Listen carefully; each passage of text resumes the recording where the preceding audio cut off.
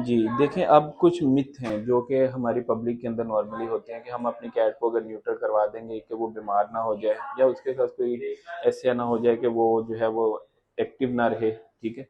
तो ऐसी कोई चीज़ नहीं होती, ये है कि कैट जो है ज़्यादा फ्रेंडली हो जाती है, उसके अंदर जो टेस्टोस्टेरोन की वजह से इश्यूज आने होते हैं, इश्यूज नहीं कह सकते, नॉर्मल बिहेवियर्स होते हैं, वो रिड्यूस हो जाते हैं और कैट एक फ्रेंडली हेल्दी लाइफ गुजार लेती है।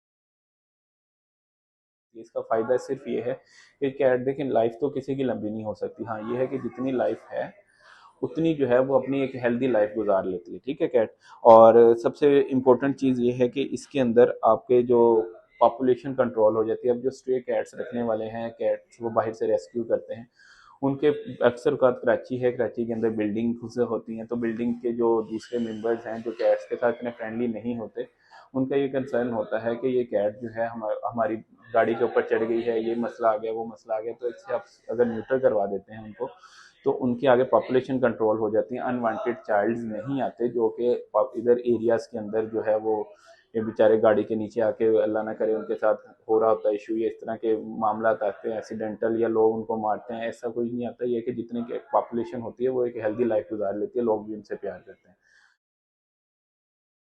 अब एक चीज़ आ जाती है कि रिलीजियस पॉइंट ऑफ व्यू से ये अच्छी चीज़ है, बुरी चीज़ है, क्या हमारा इस्लाम कहता है।